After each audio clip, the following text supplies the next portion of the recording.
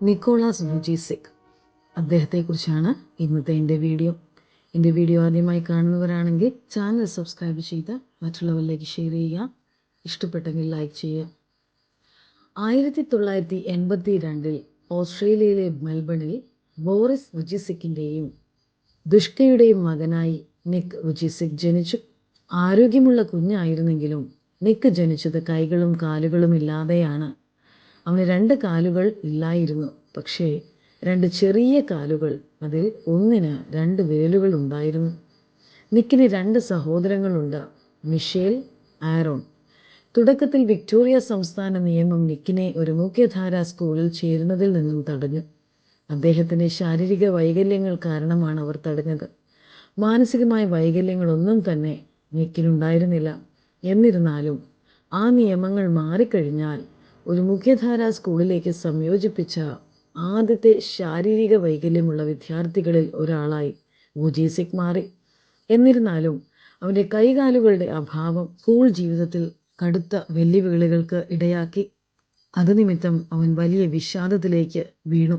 8-ാം വയസ്സിൽ ആത്മഹത്യയെക്കുറിച്ച് ചിന്തിച്ചു. 10-ാം വയസ്സിൽ തൻ്റെ ബാത്ടപ്പിൽ മുങ്ങി മരിക്കാൻ പോലും ശ്രമിച്ചു. എങ്കിലും നിക്കിന് തൻ്റെ മാതാപിതാക്കളോടുള്ള സ്നേഹം ആത്മഹത്യയിൽ നിന്നും തന്നെ പിന്തിരിപ്പിച്ചു. തന്നെക്കുറിച്ച്, തൻ്റെ ജീവിതത്തെക്കുറിച്ച് ദൈവത്തിനൊരു പദ്ധതിയുണ്ടെന്നും അതിനാൽ തനിക്ക് മുങ്ങി മരിക്കാൻ കഴിയുകയില്ല എന്നും തൻ്റെ സംഗീത വീഡിയോയായ സംതിങ് മോർ എന്നതിൽ താൻ പ്രസ്താവിക്കുകയും ചെയ്തിട്ടുണ്ട്. ദൈവം തനിക്ക് കൈകളും കാലുകളും നൽകണമെന്ന് നിക്ക് വളരെ കഠിനമായി പ്രാർത്ഥിച്ചു. തൻ്റെ പ്രാർത്ഥനയ്ക്ക് ഉത്തരം ലഭിച്ചില്ല. അതുകൊണ്ട് ഇനി ദൈവത്തെ അധികമായി പുകഴ്ത്തുകയില്ല എന്നും നിക്ക് ദൈവത്തോട് പരാതി പറഞ്ഞു. അങ്ങനെ ഇരിക്കുമ്പോഴാണ് തൻ്റെ അമ്മ ഗുരുതരമായി വൈകല്യമുള്ള ഒരു മനുഷ്യനെക്കുറിച്ചുള്ള പത്രവാർത്ത നിക്കിനെ കാണിച്ചത്. ആ വാർത്ത നിക്കിൻ്റെ വിശ്വാസ ജീവിതത്തിന് ഒരു വഴിത്തിരിവായി മാറി. കൈകാലുകളുടെ അഭാവം ഉൾക്കൊള്ളാൻ നിക്ക് തുടങ്ങി.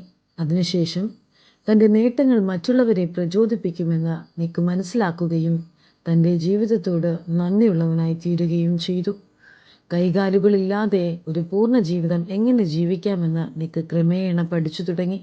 കൈകാലുകളുള്ള ആളുകൾ ദൈനംദിനം ചെയ്യുന്ന പല കാര്യങ്ങളും നിക്ക് ചെയ്യുവാൻ തുടങ്ങി.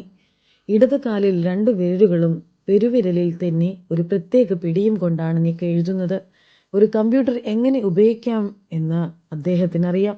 കൂടാതെ ഹീൽ ആൻഡ് ടോ രീതി ഉപയോഗിച്ച് മിനിറ്റിൽ 45 വാക്കുകൾ വരെ ടൈപ്പ് ചെയ്യാൻ കഴിയും.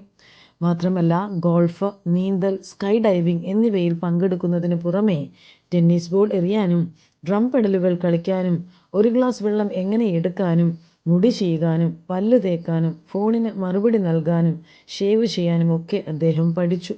സെക്കൻഡറി സ്കൂളിലെ ക്വീൻസ്ലാൻഡിലെ മാക്ഗ്രെഗർ സ്റ്റേറ്റിൻ്റെ ക്യാപ്റ്റനായി അദ്ദേഹം തിരഞ്ഞെടുക്കപ്പെട്ടു.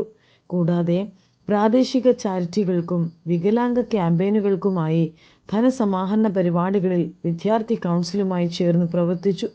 അദ്ദേഹത്തിന് 17 വയസ്സുള്ളപ്പോൾ അദ്ദേഹം തൻ്റെ പ്രാർത്ഥനാ ഗ്രൂപ്പിൽ പ്രസംഗങ്ങൾ നടത്താൻ തുടങ്ങി. പിന്നീട് തൻ്റെ ലാഭേച്ഛയില്ലാത്ത സംഘടനയായ ലൈഫ് വിത്തൗട്ട് ലിംസ് സ്ഥാപിച്ചു. ഒരു സുവിശേഷ കുടുംബത്തിലെ മാതാപിതാക്കളുടെ മകനായി ജനിച്ച നിക്കിന് ചില പ്രത്യേകതകളുണ്ടായിരുന്നു.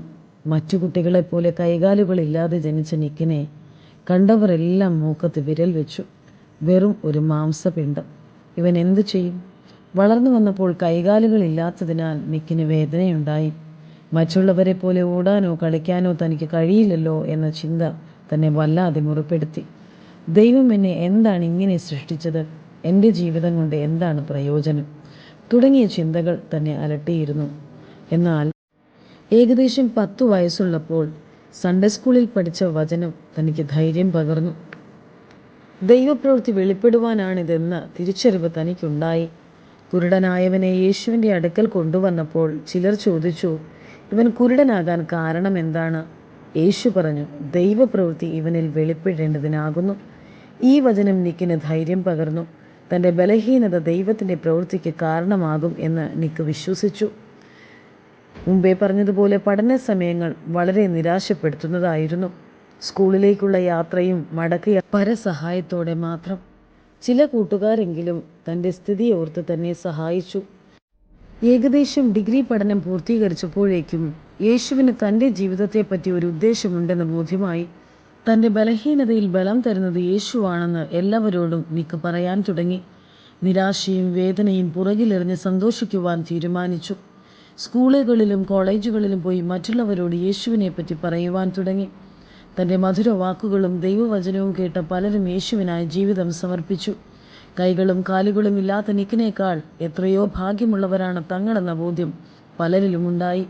വൈകല്യം മറന്ന അനേക വേദികളിലേക്ക് നിക്ക് യാത്ര ചെയ്തു. 10,000-ങ്ങളോട് ഒരേ സമയം പ്രസംഗിക്കുവാൻ താൻ പ്രാപ്തനായി. മറ്റുള്ളവർ ചെയ്യുന്ന എല്ലാ കാര്യങ്ങളും ചെയ്യുവാൻ നിക്ക് പഠിച്ചും തുടങ്ങി.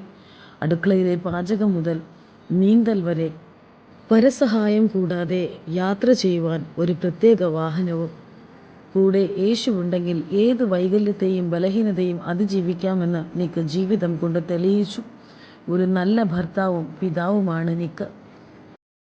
ആകയാൽ പ്രിയമുള്ളവരെ, നമ്മുടെ ജീവിതത്തിലെ ചെറിയ ഇല്ലായ്മകളും ബലഹീനതകളും പറഞ്ഞ് ജീവിതത്തിലെ സന്തോഷം കെടുത്തിക്കളയാതെ നിക്കിനെ പോലെ നമ്മുടെ ജീവിതത്തിൽ എത്ര തന്നെ കുറവുകളുണ്ടെങ്കിലും നമ്മുടെ ജീവിതം കൊണ്ട് ദൈവത്തിന് എന്തൊക്കെയോ ഉദ്ദേശമുണ്ടെന്നുള്ള തിരിച്ചറിവോടുകൂടെ മുമ്പോട്ടുള്ള ജീവിതം സന്തോഷത്തോടെ ജീവിക്കുവാൻ ദൈവം നമ്മെ സഹായിക്കട്ടെ.